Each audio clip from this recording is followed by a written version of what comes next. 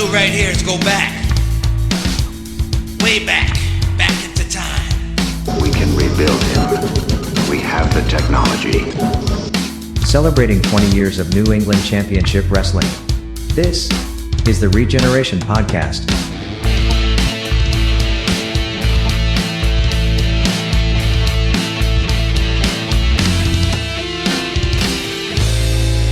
And now, here are your hosts, Sheldon Goldberg, Joe Matarazzo, and Kevin Castro. Welcome, everyone, to another edition of the NECW ReGeneration Podcast. Sheldon Goldberg here, along with Joe Matarazzo. Hey, guys. And Kevin Castro. Hey, guys. Hey. I feel like I need a catchphrase. We should have people come up with catchphrases for us at the ReGeneration NECW email. All right. Give us an opening catchphrase or a closing catchphrase. Sounds like a plan. Think about that when we're talking about this week's subject. And this week's subject is television. We're going to talk about NECW's history with television. We're going to show you some rarely seen footage of how NECW announced its first television deal with Comcast SportsNet. That was back on August 8th of 2009. We talked about it 2 weeks ago when we had Paul Richard on with us. And one of the things that we were talking about was that television deal and what happened with it. And I got a couple of comments from people that thought we were being vague about what happened with it.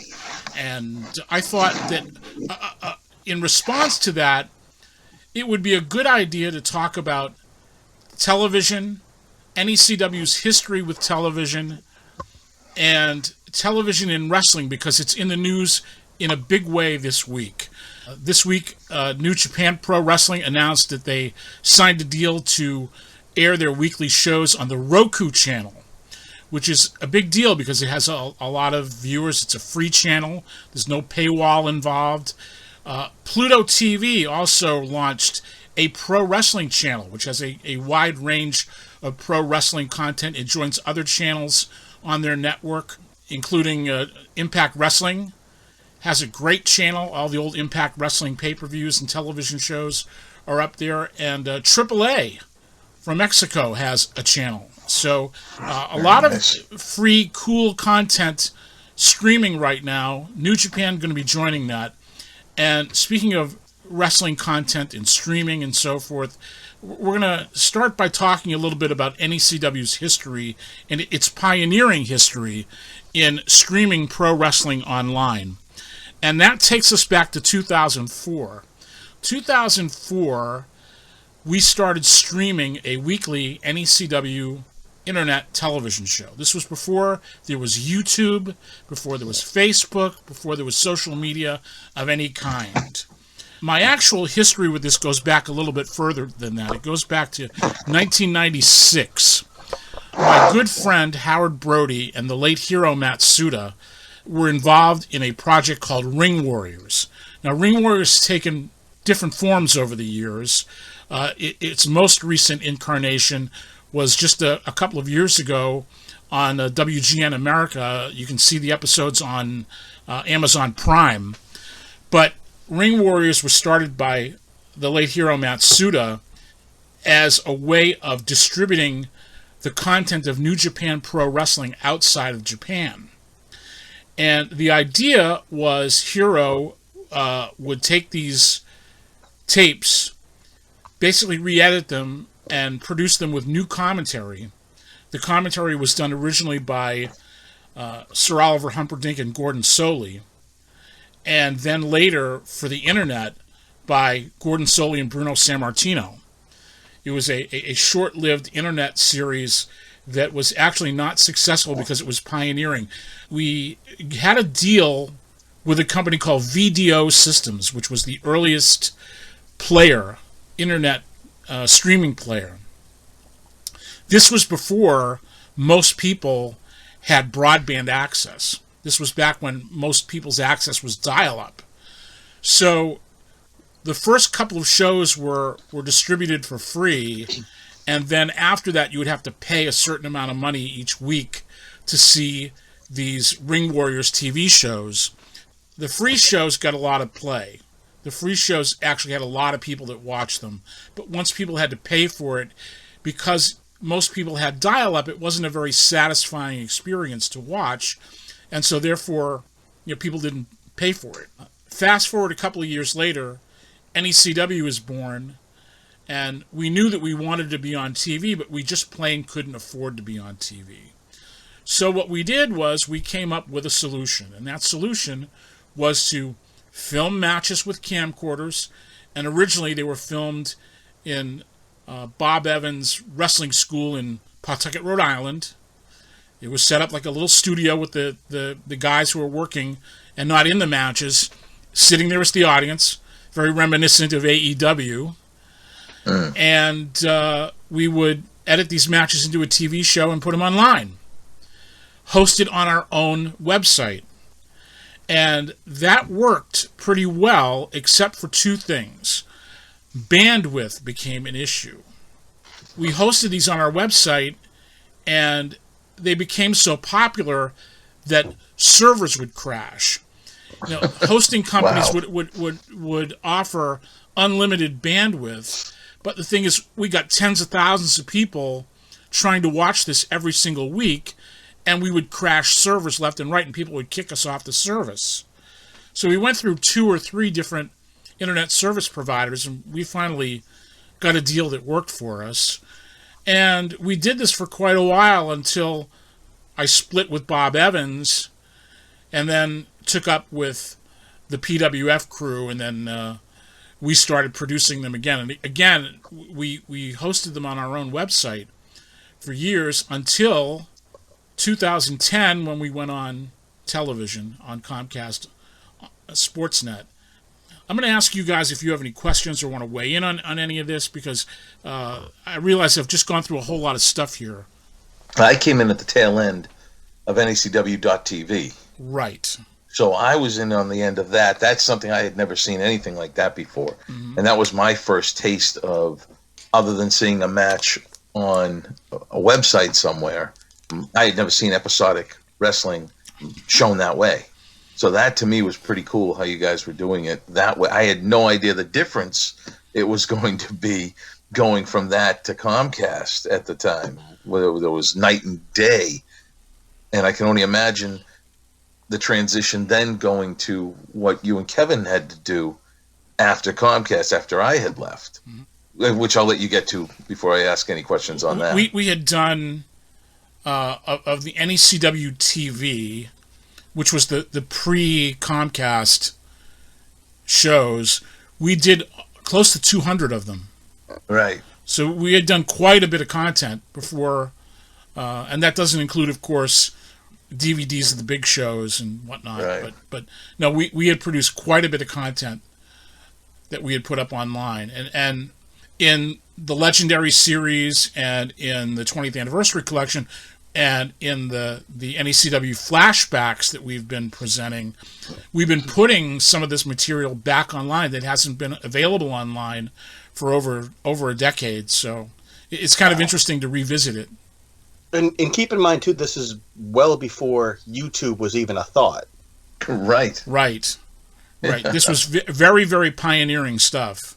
And this was our invention. This was not something that had been done before. I know when we announced that we were going to do this, almost immediately, Jersey All Pro Wrestling said, "Oh, we're going to do a show too." Other people started to jump on the bandwagon, and it happened not just in the U.S. but overseas. There's a company in Ireland, I remember, that started producing a show. It's the company that Sheamus came out of in Ireland. They were producing a weekly show online. So NECW pioneered this. This is something that I believed back in the late 90s when I first brought the idea of streaming wrestling to Hero and Howard, that this would be the future of how pro wrestling would be presented. And because I really believe it was the great equalizer. Now, all you needed to do to broadcast wrestling was to have an internet connection. And now, of course, we have YouTube, which actually hosts this stuff, and you can monetize that, not to a great degree, but you can monetize it. Some people monetize it to a great degree. It hasn't really worked out that way for us, but it's now a lot easier. There are other services too. We've also used a service called Vimeo, which a lot of videographers use. We have the Comcast On Demand shows are all on Vimeo. You can get them at vimeo.com/NECW, and they're all there. If you wanted to check those out and wanted to binge those, there they are for you. They've been online since those shows aired. But this was pioneering stuff. Nobody was doing this. This was our way of trying to build ourselves as a true wrestling promotion with angles and storylines and episodic television. This was how we looked to do it. And it was, in a lot of ways, it was prophetic. No one could have... I predicted that it was going to be the wave of the future, but I was certainly not in the majority when all that began. People thought watching wrestling on a computer, who would want to do that? Now it's like, who doesn't do that? That's right. Yeah, we watch it on our phones. We watch it on our phones. We watch it on our TVs. The division between the devices that we stream on is almost non-existent now. There weren't tablets back then. Tablets did not exist. So we were absolutely the pioneers of wrestling on the internet and the idea of streaming pro wrestling. So this was something that, for us, though, it was a substitute for conventional television. We were trying to be on conventional television. That was our goal. And in 2006, 2007, 2008, I was building towards it. Whether my partners were on board with it at the time or not was another set of stories. I really believed and had convinced everyone else that the only way that we were really going to grow substantially and be a viable business was to make that move to television. I really thought that if we were able to successfully do that, it would be enough media exposure for our product that we get more eyeballs on it. We could build our business from there and really, turn ourselves into a self-sustaining operation. But that makes you a very different type of a company. And that's really where the division started to take place. There were hiccups. When we announced, in fact, you know what? Let's do this. Let's take you back now to August 8th, 2009. NECW had been building towards getting a deal to go on television. This was a desire of mine since 2000, since the company started. Paul Richard had reached out to Comcast SportsNet and got in touch with a guy named Steve Berger, who was an account executive there. As it happened, I knew Steve Berger for years before this all took place. I knew Steve from my days as a theater producer and a theater guy because Steve was in the advertising community, and I knew a lot of the advertising people from having done PR for Broadway shows on tour and so forth. And when I was producing my own stuff, I was pretty tied into the local advertising community. And Steve Berger knew me and knew that I was somebody that had done some successful things in the past. So he knew that I wasn't just, some guy off the street. So that was kind of an entree to Comcast SportsNet, and we were able to make a deal to buy time on that network. It was originally supposed to be on Friday afternoons from 4 to 5 p.m. What ended up happening is the week that the show was going to air, the network contacted us and said, we're not going to air the show. There's problems. One of the problems that they stated to us was that in the opening of the show, we said, welcome everyone to New England Championship Wrestling right here on Comcast SportsNet. Well, they didn't want us to mention the name of the network because they didn't want to make it look like they were the ones producing it. They wanted, it was considered a paid program. So like a lot of paid programs, they don't want to take any responsibility for the content. They're basically selling you the time and that's it. So that was problem number one. Not an insurmountable problem to fix. But then they came back to us again and they said, well, we're not going to air this show. even though we had signed a contract and paid in advance for the time. We're not going to air the show because our headquarters in Philadelphia has decided that they want that time for something else, and you can't have it. Well, by this point in time, the publicity machine from NECW was in high gear, courtesy of me. We'd had a front page story in the Boston Herald advertising that we were coming to television, and this was a big deal. And if you remember when this August 8th announcement took place and a press conference that we had done on the set at Comcast SportsNet, you're going to see that in just a few moments. This was a pretty big deal. And Kevin, you were outside of NECW at the time, and you had made mention of this the week before last with Paul. Let's remind us of that. I want to say that I was at a different show, and instantly word traveled. Text messages and all sorts of things where everyone was buzzing about how NECW was going on Comcast. And it was insane, like almost instantaneous. Like I would say that, probably after you aired that video is when I got that information. Wow. Well, before the show even started, before we'd even made the announcement to the public, we showed the video to everybody. To the crew. Yeah, the crew, before the doors opened, and people were texting Chaotic and everybody else, letting them know, oh, geez, NECW is going to make this big announcement. So, yeah, the word got out. It was a very, very big deal. So, tell you what, since we have the footage, we're going to show you exactly what we're talking about, and then we're going to talk about it some more on the other side. So, let's take you back to August 8th, 2009. NECW announces it's going on Comcast SportsNet. It was a big deal, and we'll show you exactly how we made that presentation. And full credit goes to Paul Richard for actually engineering how all of this took place. Let's take a look at that now.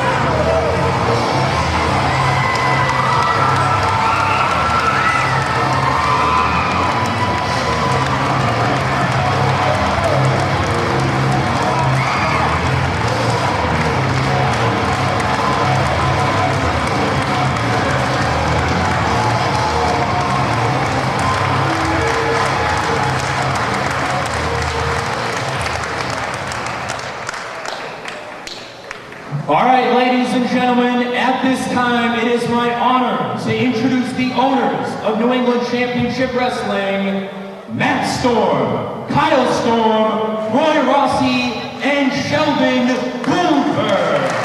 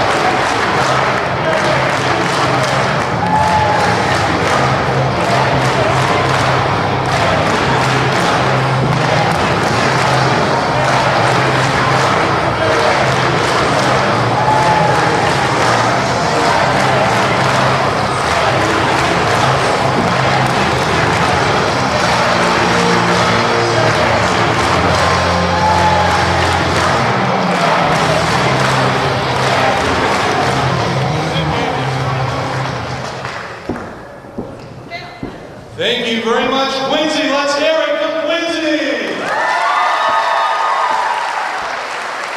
Ladies and gentlemen, the founder and owner of New England Championship Wrestling, my friend, Sheldon Goldberg.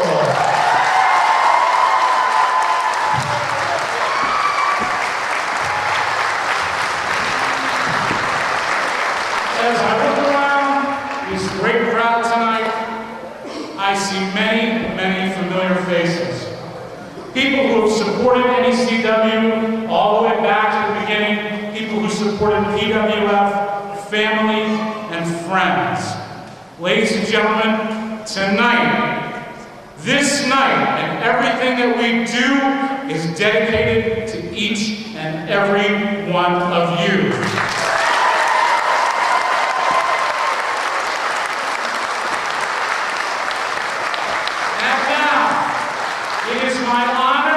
And my pleasure to show you the following announcement. Let's look at that footage right now.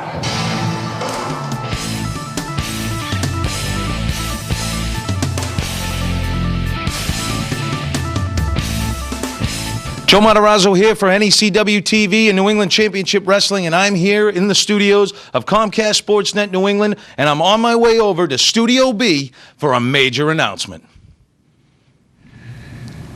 Steve Berger, Senior Account Manager at Comcast Sports Network, here in Studio B at Comcast SportsNet with an exciting announcement. And without any further ado, let me introduce Nancy Larkin to introduce our special guest. I'm Nancy Larkin, Vice President of Marketing for Comcast SportsNet, and I am pleased and happy to announce that New England Championship Wrestling will make its television debut here on Comcast SportsNet this January 2010 on Fridays from 4 to 5 every week. For those of you that watch Sports Tonight on Comcast SportsNet, you'll know that Gary Tangway and Michael Felger verbally wrestle every single night, but this is your chance to watch it for real on TV. Now I'd like to introduce Sheldon Goldberg, co-owner and promoter of New England Championship Wrestling. Welcome, Sheldon. Thank you, Nancy. Thank you, Steve. I don't hesitate to say that this is the biggest moment in the 9-year history of our company. Since New England Championship Wrestling was founded back in August of 2000, one of our most important goals was to find a vehicle to bring our brand of professional wrestling to television viewers throughout New England. This announcement today doesn't just give NECW that vehicle, it gives us the Rolls-Royce of vehicles. Comcast SportsNet is the premier name in regional sports television, and we could not be happier to make our television home here. On behalf of the ownership, management, and staff of New England Championship Wrestling, I'd like to express our deepest thanks to the great management and staff here at Comcast SportsNet. We look forward to this extraordinary opportunity to bring New England Championship Wrestling to many new fans across New England and beyond, and we look forward to a long and successful relationship. Thank you very much. New England Championship Wrestling premieres Friday, January 8th, 2010 at 4 p.m. Eastern, exclusively on Comcast SportsNet.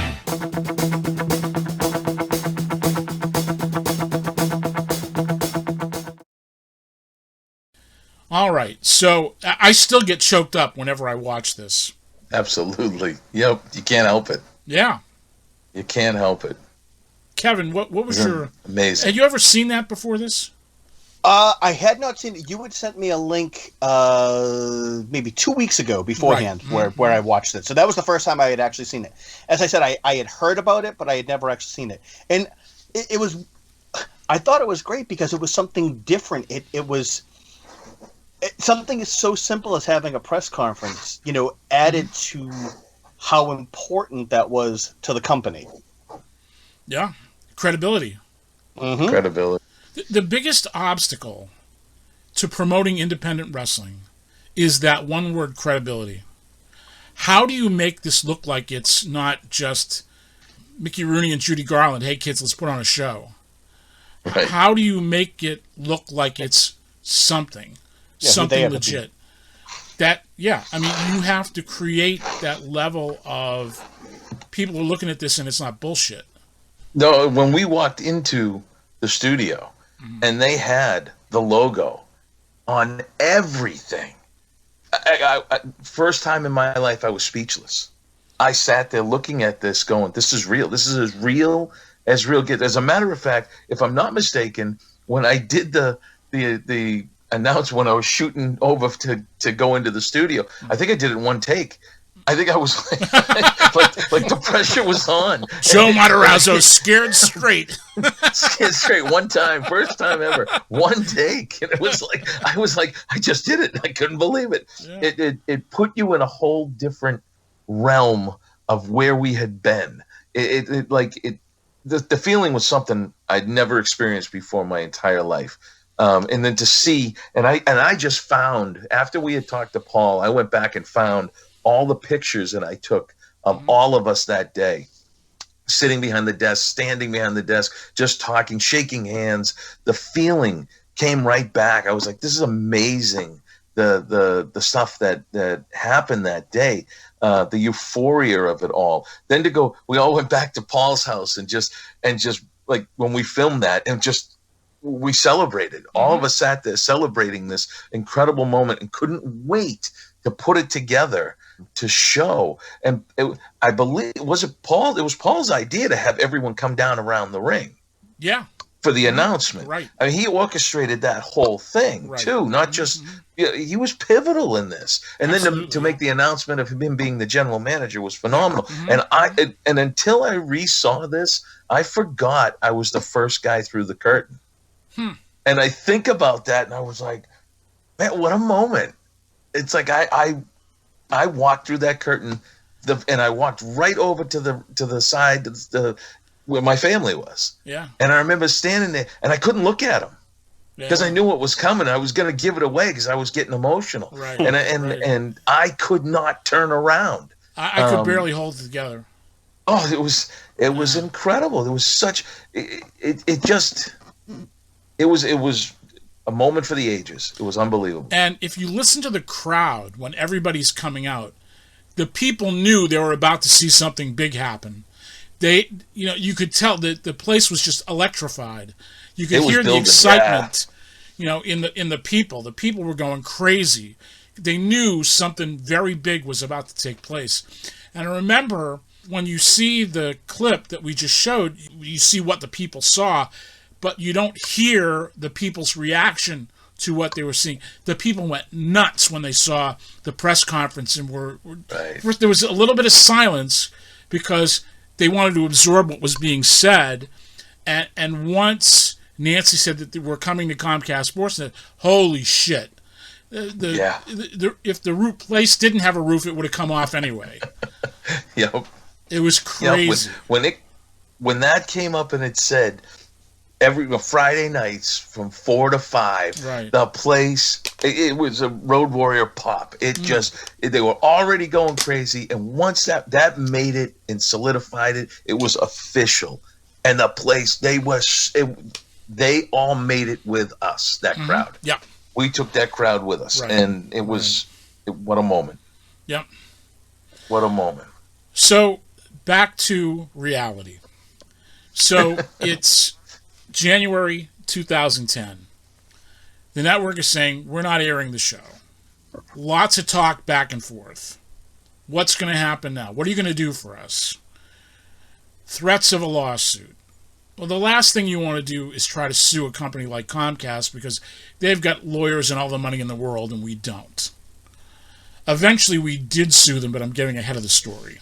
What they decided to do was they offered us a spot on Comcast On Demand, which is if you have Xfinity, they have an on-demand section with lots of different channels and lots of different programming that you can watch anytime you want to watch it.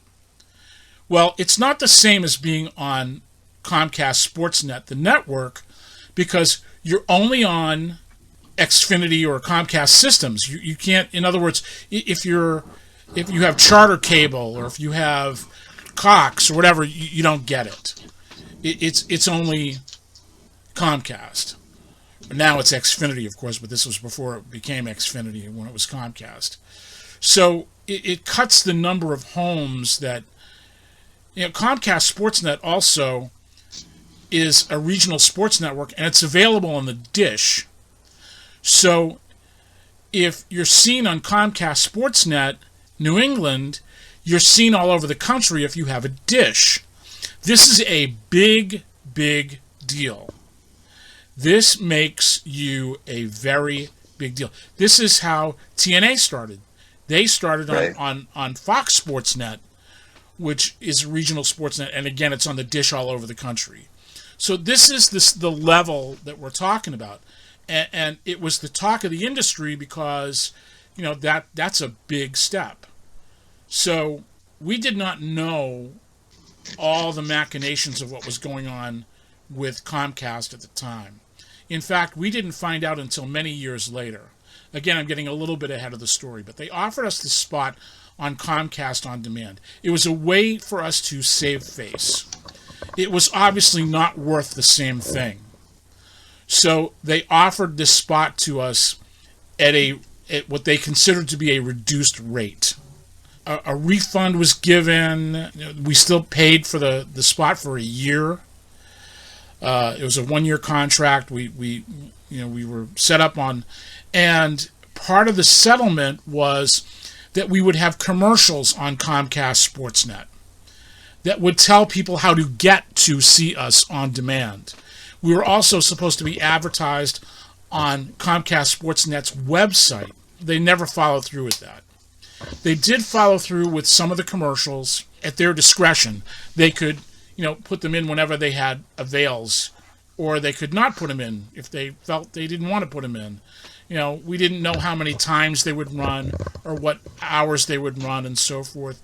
So while they promised to promote this along with us, they really did not. And so what ended up happening was any potential value to advertisers disappeared. So no advertising was sold by us. We're not able to recoup our money from the sale of advertising. We had made an attempt to sell advertising when we thought we were going to be on the network. Allegedly, there was some interest in a company called Blue Frog Energy Drink, but Kyle White was the one that was behind that, and it's a little questionable as to whether that was a real thing or just wishful thinking on his part. How we tried to get him to get that company to write us a letter saying, hey, if you were really going to be on Comcast SportsNet, we would have advertised. Because they were talking about coming up with a substantial amount of money, and of course it didn't take place. So who knew if somebody was blowing smoke on either side of that equation? We don't really know. But and there was no letter, so there was no... What ended up happening is we ended up suing Comcast SportsNet. And the case was eventually settled out of court. I never saw penny one of that money. But it was settled out of court. They knew they were guilty. They knew that they had not lived up to what they were supposed to live up to. They had breached that contract in a number of ways. And while you could say that it wasn't what we wanted it to be as far as the exposure goes, it still was available in 4.2 million homes. It still was one of the highest viewed on-demand offerings on the system. In fact, it was like always within the top 5 of all the on-demand shows that they had. Yeah, so it was successful. It just wasn't successful in the way that we had hoped it would be successful. It wasn't successful in terms of being an advertising vehicle. It wasn't successful in terms of getting the kinds of numbers of eyeballs on it that we had hoped would be on it. But it wasn't a failure by any stretch of the imagination either. So, no. And we did what we had done with all the other stuff, is we put it online too. So it didn't matter if you had Comcast or you didn't have Comcast. We had a way for you to see it. It was not a secret. We put it out there. And there were people viewing it. Again, while it wasn't what we had hoped it would be, it wasn't by any stretch of the imagination a complete failure. And it was something that no one had ever done before.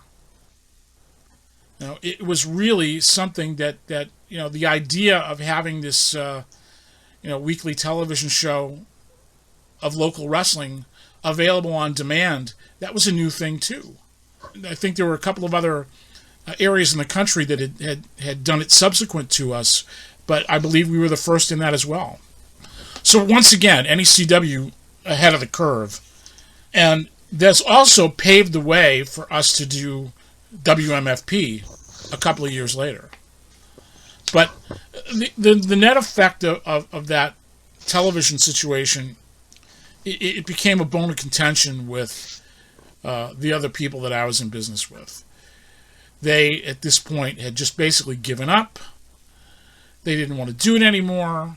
When you have a challenge in business, you have two choices.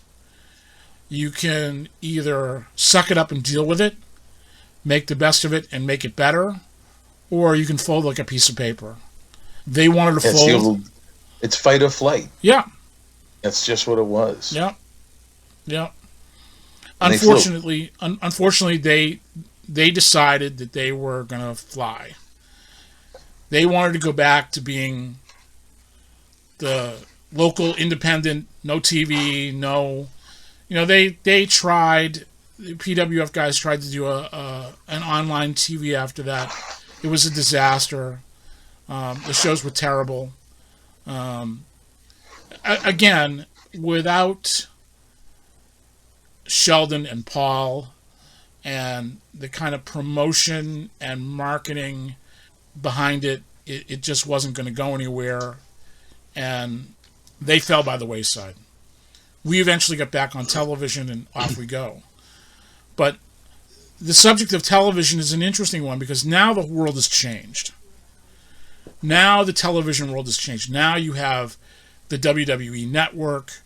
You have all kinds of wrestling that streams for free, whether it's on YouTube, whether you have networks like the High Spots Network, which are paid networks, Independent Wrestling TV, which is a paid network. Those things are like $10 a month each. Internet pay-per-views, Fight TV, which is, got lots of free content as well as pay-per-view content. Now there's a whole glut of ways to watch wrestling, companies available in one shape or form or another. Now it's a very different world. So now the question becomes, how do you stand out? It's a big challenge. My good friend Dave Marquez, United Wrestling Network, he has his Championship Wrestling from Hollywood. He has localized versions in different markets. He's got a Championship Wrestling from Arizona. He's got one in the Memphis market. He's got others that are coming online in different markets. Some of them are just the Hollywood matches with local cut-ins. Arizona is its own promotion with its own particular matches. But he's a big believer in broadcast television. He's on 150 stations around the country. Wow. Nesson was one of them. So, that's right. Yeah. So, I mean, he's been very successful with that. Pluto TV. Apparently that is, for all those content providers, that's what's called a revenue share. So they're providing their content in exchange for a share of advertising revenue, whatever that is. It's a lot like YouTube. In other words, it's like Hollywood accounting. You give us your content, we sell advertising, and we give you what we want to give you, and you'll like it, whether you like it or not. Right. Yeah. That's basically it. There you have it. NECW on television. We were pioneers of all of that. Amazing. I don't know what's next. I tend to think that I'm in the Dave Marquez camp, that maybe more traditional media is a way to stand out. Maybe it's, maybe streaming is one way, and then there's other way. Maybe, you go to local broadcast TV. I don't think it was a bad thing for us when we were on WMFP. I mean, it wasn't the greatest of stations in terms of market penetration, but it had a great signal. It was on cable. It was available, over the air and on cable and so forth. Another station in this market, if we were on like a Channel 56 or Channel 38, would be a very, very big difference, a big game changer. Whether a deal could be made on one of those local stations.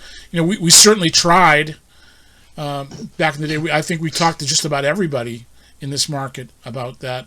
And it's not that they weren't willing to do business with us. It was just the terms of that business. I remember a number of years ago, we went to Channel 38 and we pitched them, and they were certainly willing to put us on if we were willing to pay. But they were looking for a couple of $1,000 a week. Wow. And to put us on like a Saturday night or a Friday night. But they wanted some very serious money. Of course, 38 is owned by CBS. Their rates are dictated by the network, and there's no more WNDS. That station's off the air. But we also had one of the Providence stations, WPRI, Channel 12, I believe. They were willing to put us on at a cheap price. We just had to get the show closed captioned, which would have been an additional expense to us. But no, that was there was a deal there if we wanted it. It's not impossible. It can be done. It's the ability to produce that television at a level that is going to be acceptable to a broadcast station. This became the problem. When we were on WMFP, Paul and I had a meeting with Nesson, and we were doing so well with the number of views we were getting on the WMFP show online.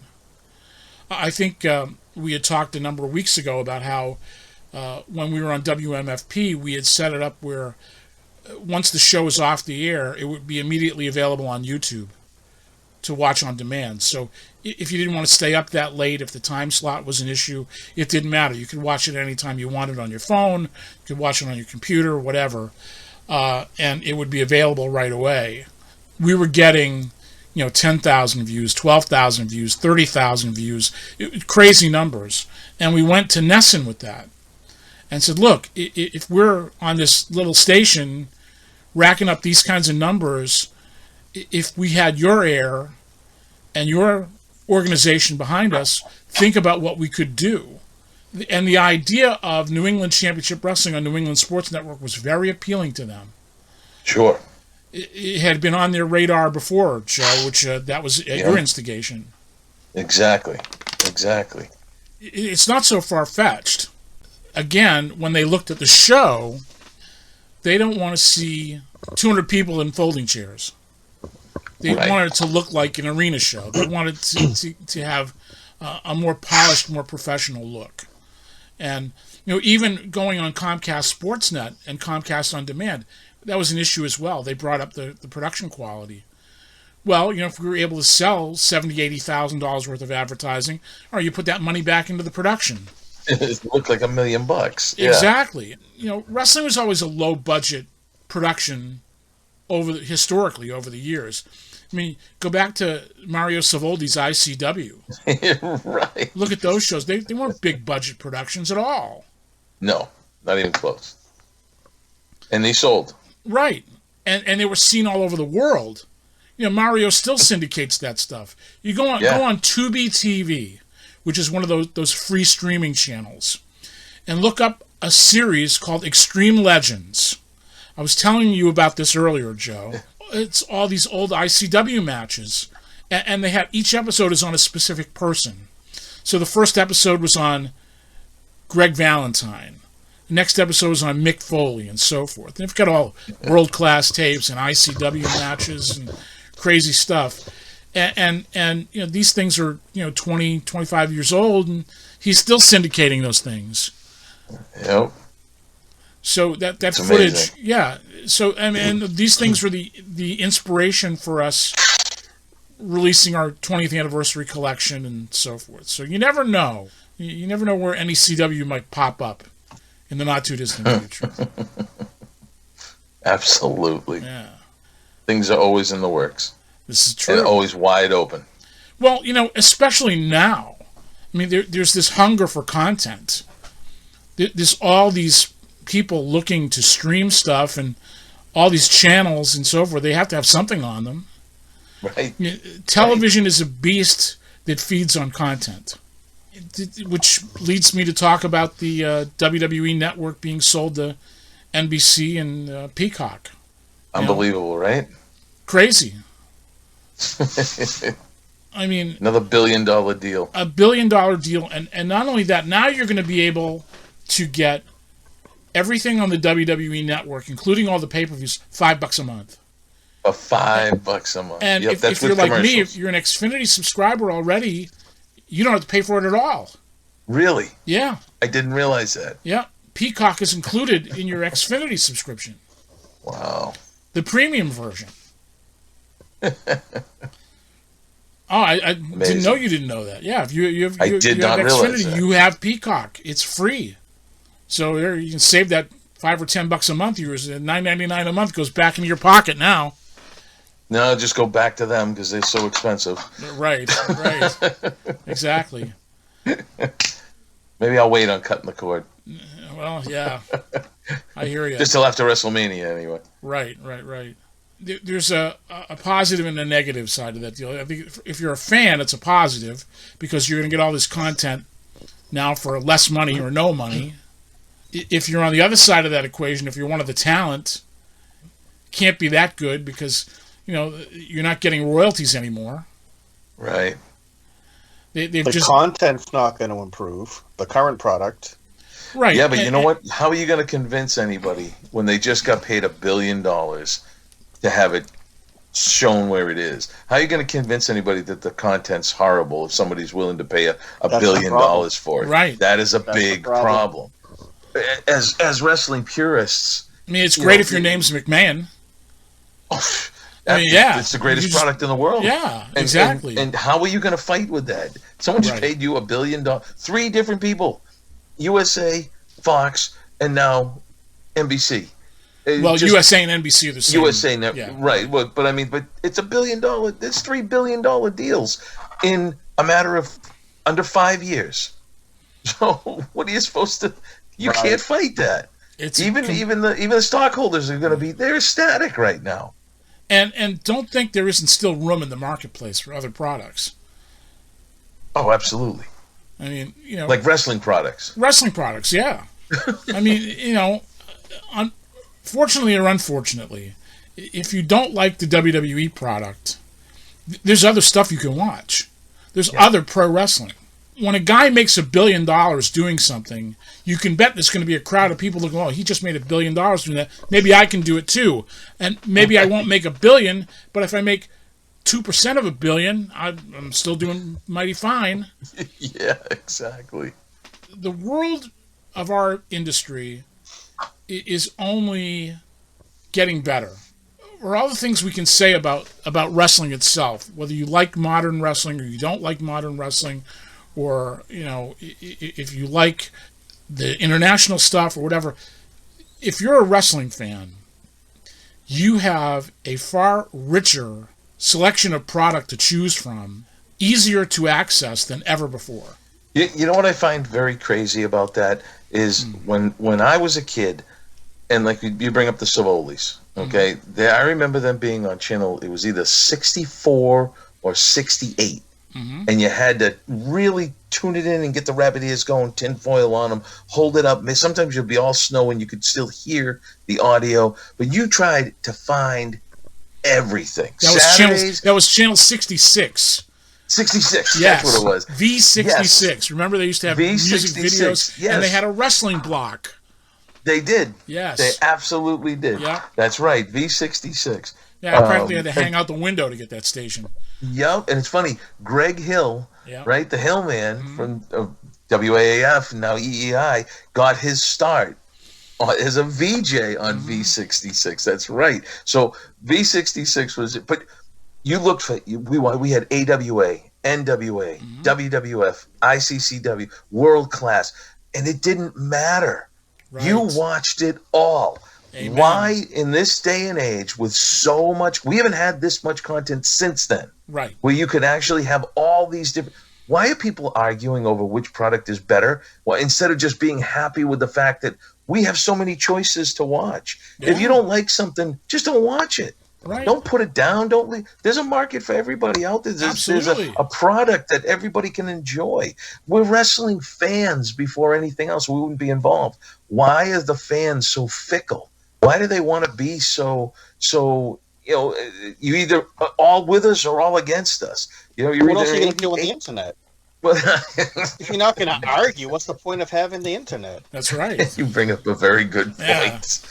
But can't we, as wrestling fans in a community, if we all just got along like that, that's the one thing that's always been able to bring us together. It didn't matter what color you were. It didn't matter what gender you were. It didn't matter. You could be sitting next to anybody at any show, and for that's the beauty of wrestling. Is that any different from baseball fans or football fans or hockey fans? Well, I mean, there's always going to be people that argue like in sports about, Sure, but that's because they love their team, their hometown team, and that's it's a little different. I see it as that. When I loved wrestling, I loved all wrestling. You know what I mean? I was a fan of the Von Erichs. I was a fan of Hulk Hogan. I was a fan of Jumpin' Joe Savoli, and then it's just you get the magazines, the Pacific Northwest. Billy Jack Haynes. It was amazing. You could be fans of all these people, Dusty Rhodes, from one end of the country to the other. It didn't matter. And as a kid, you just wanted to watch. You just wanted to love it all.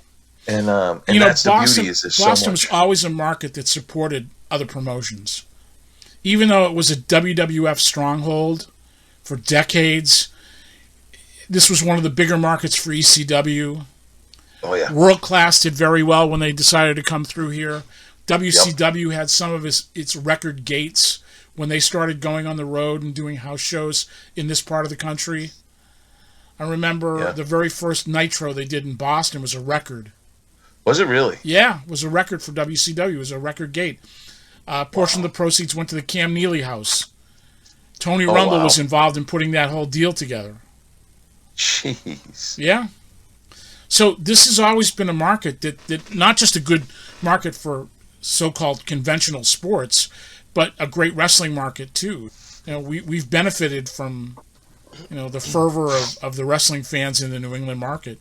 And one of the things too, it's like, I may complain about the product of WWE right now, but I don't want to make it sound like I'm really hating on it. I just want it to be better. I want wrestling as a whole to be better. You know, I love the fact that, you know, with Impact getting more steam now and AEW there's other places that people can go and actually make a living doing this.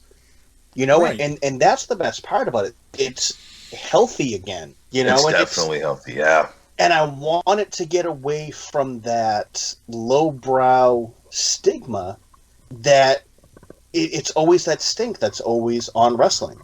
Other than the Monday Night Wars, when everybody all of a sudden watched it, you know, it always had that, oh, you like wrestling? Oh. You know? And that's why I get mad when, you know, WWE's on Fox and they have a chance to actually show, like, the talent that they have, and, you know, they're throwing urine on somebody or you know, these things that, again, it's almost embarrassing to have a conversation with somebody. You know, like, if they were to tune it in and see that part, it's just like, oh, okay. Let me go back and you know, keep this wrestling addiction to myself again. Well, you know, it's been that way for decades. So, you know, some people love it, some people don't love it, some people get it, some people don't get it. That's what I'm saying. Yeah. Make me but happy. One thing, It doesn't matter. one thing that can't be denied now is the level of industry it's become. They've now set the bar higher. Well, for a lot of people to take notice that this is a $1 billion industry. Mm-hmm. I remember when I was involved in the A&E special, The Unreal Story of Professional Wrestling, we talked about WrestleMania 3, and it was such a big deal because the first time a pro wrestling event, at least in modern televised history, had sold out a stadium. Like a 78,000, whatever it is, you know, 93,000 build outs with 78,000 in reality. But it doesn't matter. 78,000, 93,000, those are Super Bowl numbers.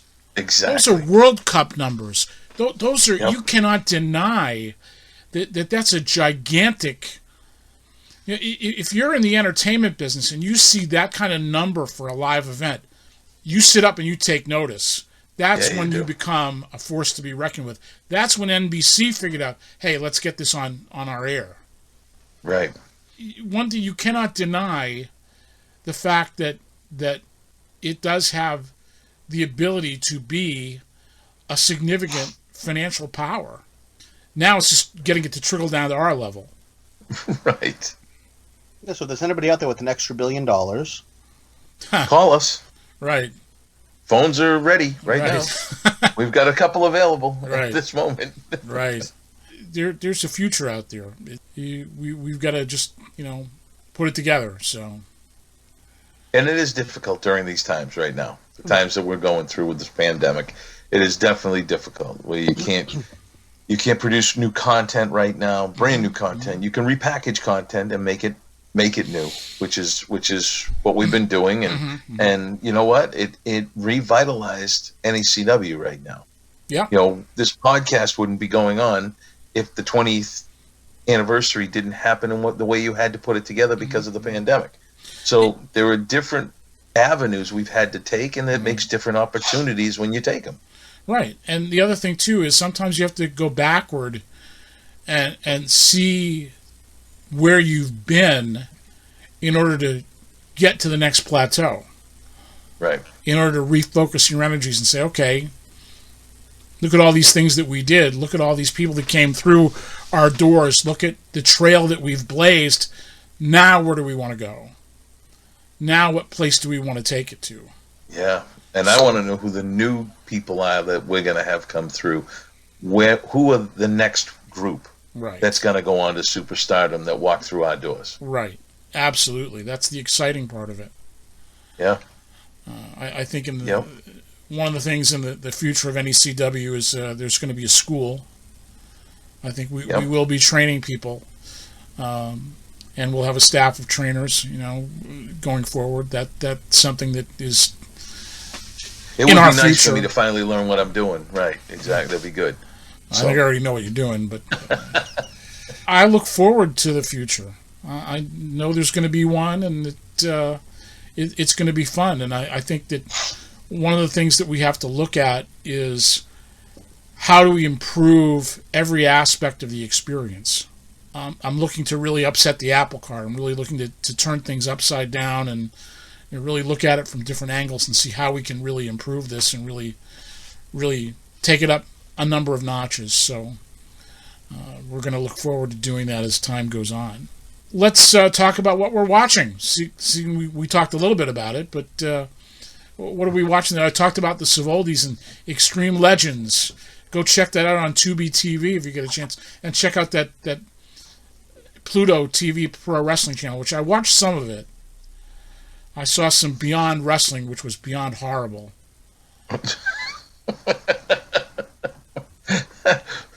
Well, that's a good enough reason for me to go watch it. I'm going to run out right now. Although I did see Defy Wrestling, which I thought was actually pretty good. Well, that's good. Yeah.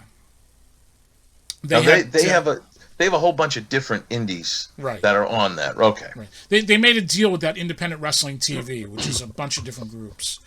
Gotcha. So they supply them with blocks of content. And yeah, I mean, I saw some of the Beyond stuff, and I couldn't believe how bad it was. Just, I don't even want to get into it. It's, I don't get it. I mean, I do get it. I mean, he tried to create a different kind of experience with the fans standing around the ring, and Did everyone watch the Rumble? I did not see it. Kev, did you get to see it? Yeah, I watched. I still watched it. I actually enjoyed it. I thought it was pretty good. I liked the way it was done. The women's one was good. I was very happy for Bianca Belair.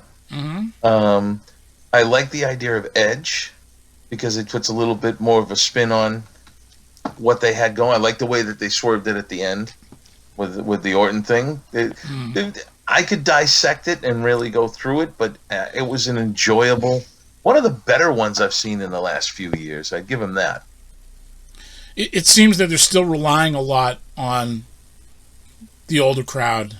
They're not really, I was happy to see that Bianca Belair they did something with, but I just felt like there's a lot of Kane, and I mean they're still leaning on the crutch of the past instead of really building some of these great kids that they have.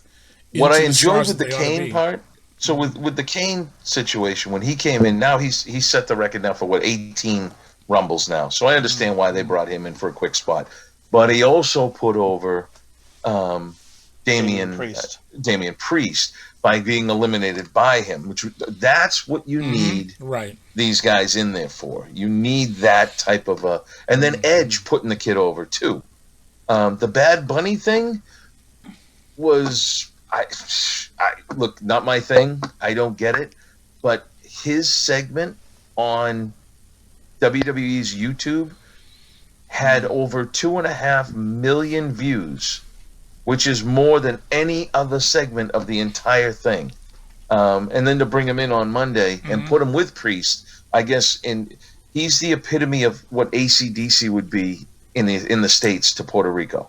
Okay. He's the hottest thing going. I had no idea who this guy was, other than trying to look up, and my daughter knew.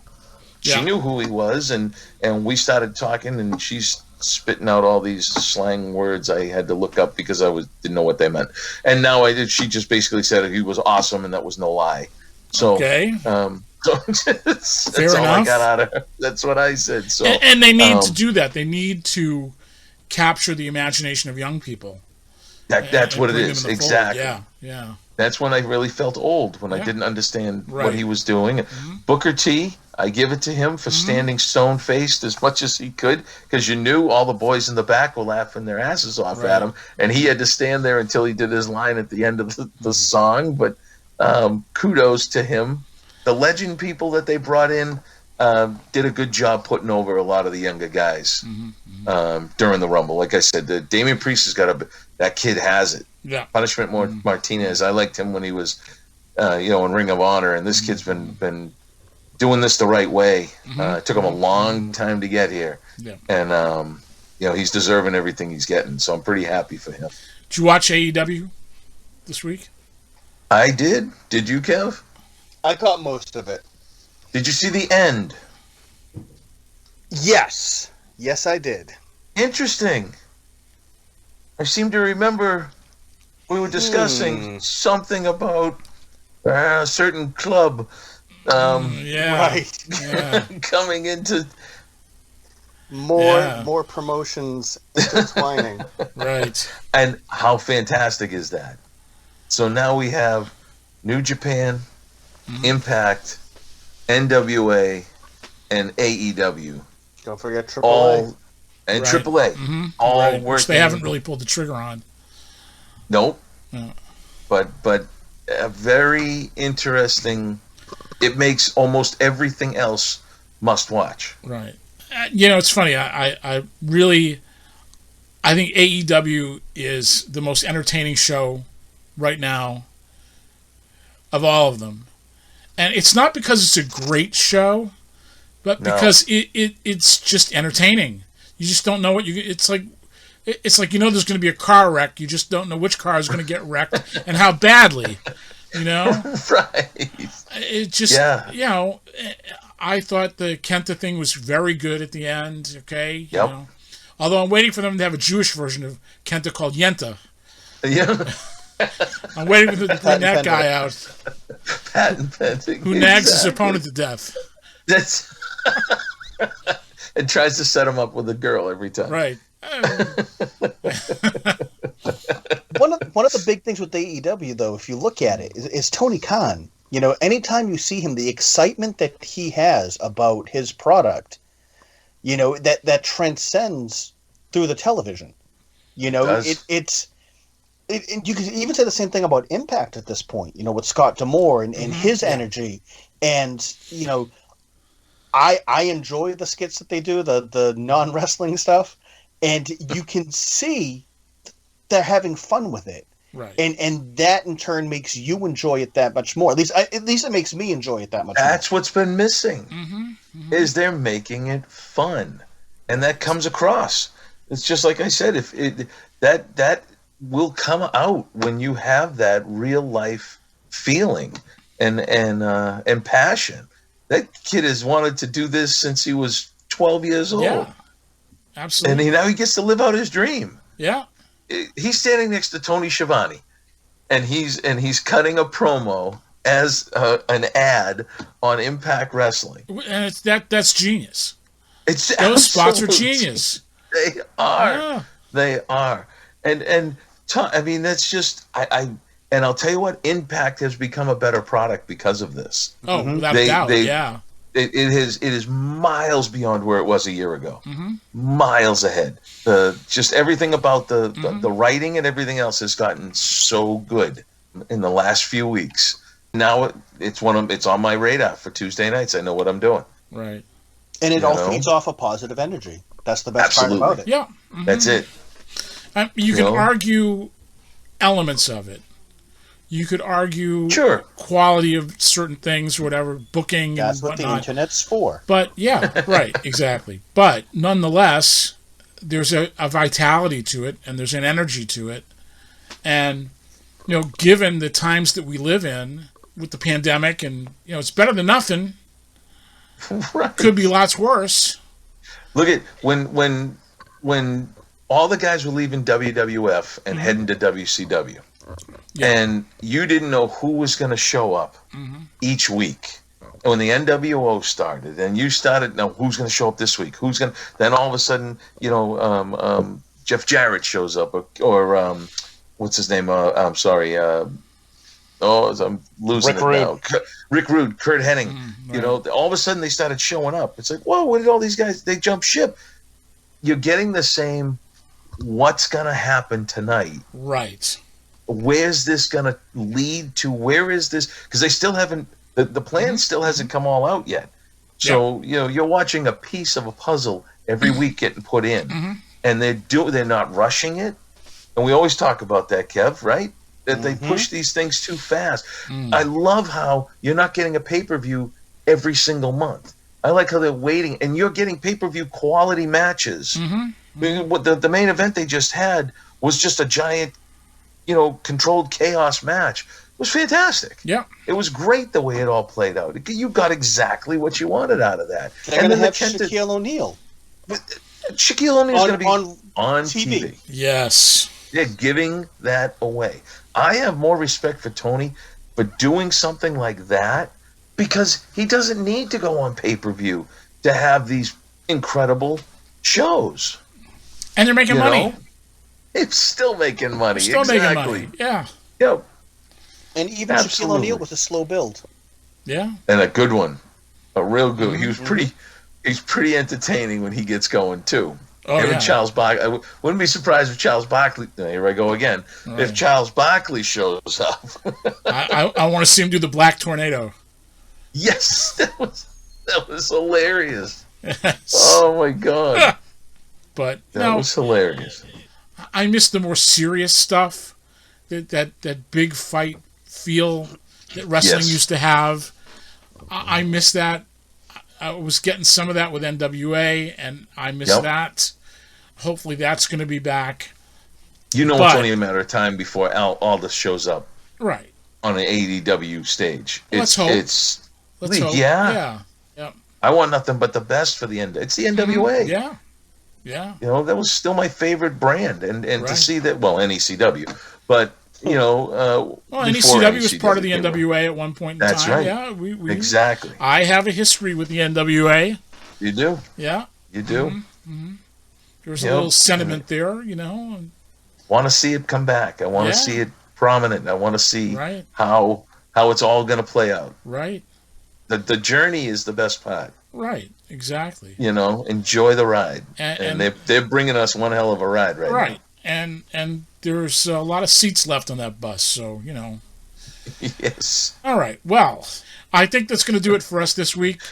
God knows what we're going to do next week. I haven't figured that out yet. Hopefully it'll be all catchphrases. Right. Right. Those lines are still open, people. Keep calling. Catchphrases.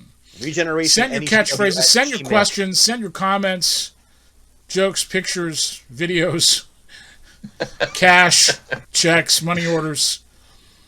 Anyway, thank you for joining us this week, folks. Hope you enjoyed it. We look forward to seeing you again next week. Peace out. We'll see you. The ReGeneration Podcast is a production of New England Championship Wrestling. To send us questions, comments, or feedback, email us at regenerationnecw@gmail.com.